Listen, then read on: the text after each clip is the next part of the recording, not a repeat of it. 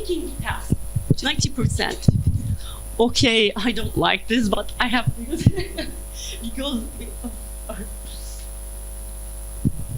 the data were collected by the results of the questionnaire, student interviews, okay, and oral speaking practice exam results, okay, for language skills.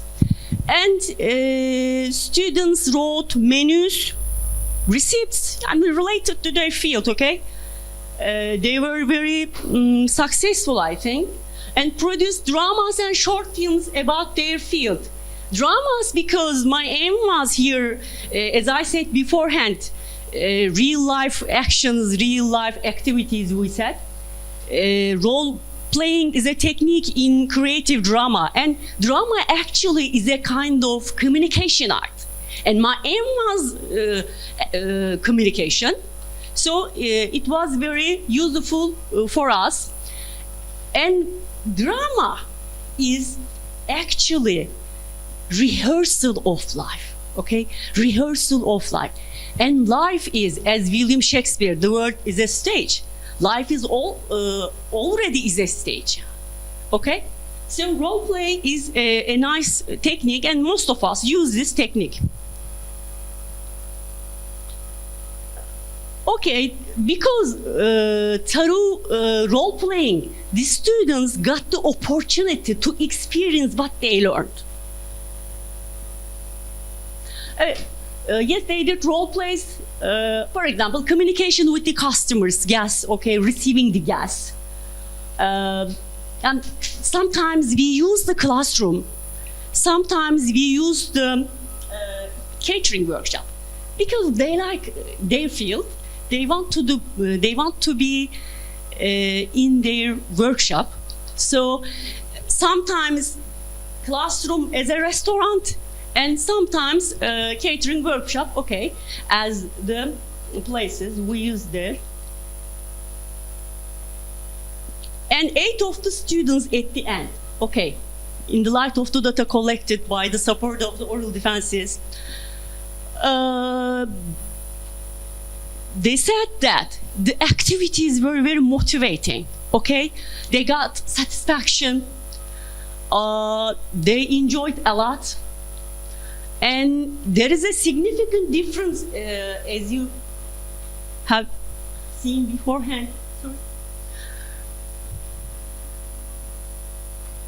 And during weeks, I used legendary figures, okay?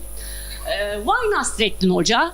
Yeah, for example, in here, you know, there is an ironic lesson here, okay?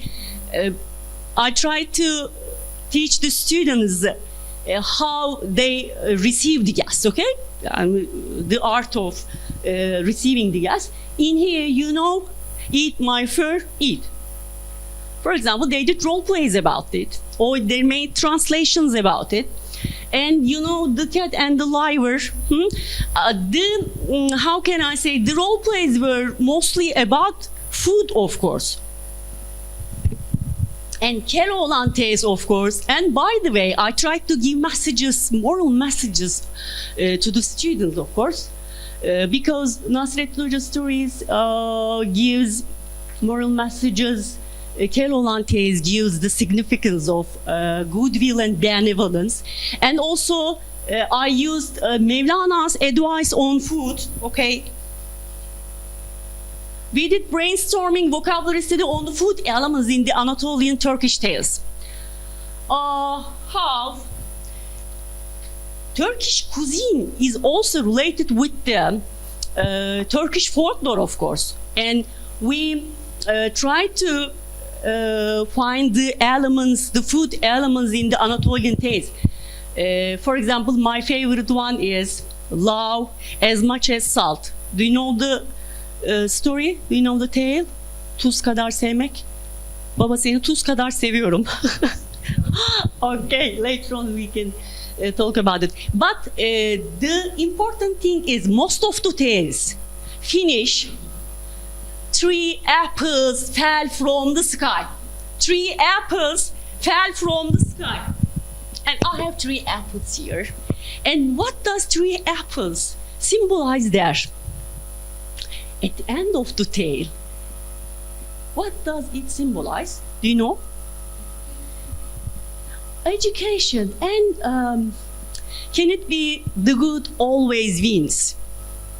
And there is then happiness at the end of the tale. Okay. Please take them. And you can have a wish with your apple, okay? And students like, okay, they are, okay, thank you.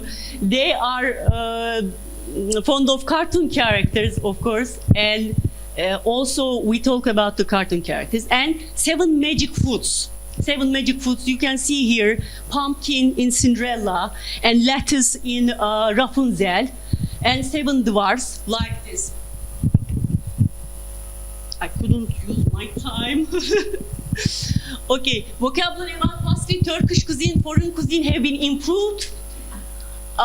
They learned about the British way of life, British culture, okay?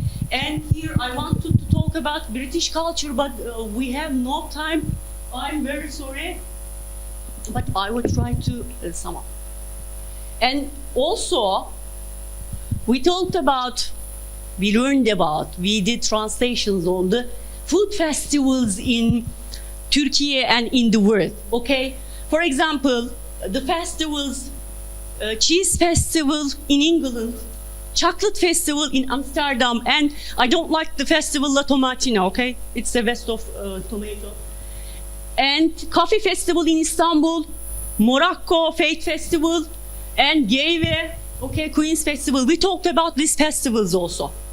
And of course, we talked about the culture of British society. They have got 5 o'clock tea, you know. And if you are in a metro, if you are on a metro, and if you are a lady in England, you can't eat a chocolate. But you can eat it because we are not in England, okay? If you are in on a metro in England, and if you are a lady, it is forbidden. And it's a crime as a treason. And ladies use 150 different styles in Britain. And if we talk about the depression, I can understand. I don't want to make comment because women always mess up with their hair if they are in depression. Also, we can talk about monkeys, horses have special passport there. Okay, have special passport there, and they like being, how can I say, being in a queue. Telephone boxes, we said, remember?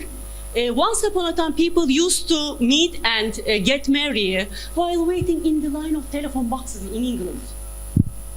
It's very different, I think. Okay, telephone boxes and marriages, okay? So go to England. And also, I want to say that 5 o'clock tea, but they don't like say, hey, son, waiter, grasp a bunny blood tea here. It is forbidden. They have to, how can I say the word, how can I say, using the word tea is forbidden.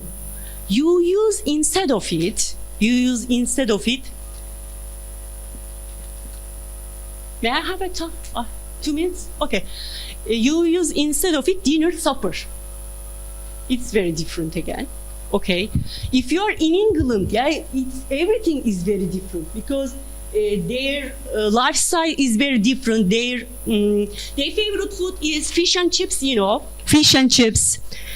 And also, I want to add that, of course, they are fond of dogs. They are fond of animals. And they use the animals in their idioms, you know, as close as an oyster. Let the cat out of the bag. They raining like cats and dogs, and raining, okay. They meet each other in that rainy, constantly raining weather, and it's a nice day, isn't it? It's not nice. It's always rainy. And they have a cold sense of humor, maybe because of that weather. I don't know. Maybe that kind of weather. And last thing, I want to say that being in the queue, we said it's very different. And remember the pita bread queue in Ramadan in Turkey, okay? No comment about it. And they like being silent, okay? On public transportation, it's forbidden again to talk to the foreigners. In Turkey, you talk all about your CV, your lifestyle, your life story, okay? It's very, okay, interesting. And at the end of my study, as a result, the students' academic success, general culture on British lifestyle, they increased, okay? They realized the difference between the cultural difference and grammatical difference between two countries and two languages also. But it can be, as an implication, it can be, how can I say, spread it over a long term, I think. And maybe in crowded classrooms, it will be very difficult to apply this method. It was useful for me because I couldn't catch their attention, but by using these motifs, by using these elements, by using these festivals and Nasrettin Hoca stories, I tried to catch their attention. But first of all, you must love what you are doing, and you must make English love. But then don't look at English as a lesson. It's a communication. That's the point. And in order to have a communication, or in order to learn another language, first of all, you have to, I say, because you have to know your mother tongue very well. And I want to finish my presentation with Fazıl Hüsnü Dağlarca's word. Our Turkish is our voice flag. Our Turkish is our voice flag. Thank you.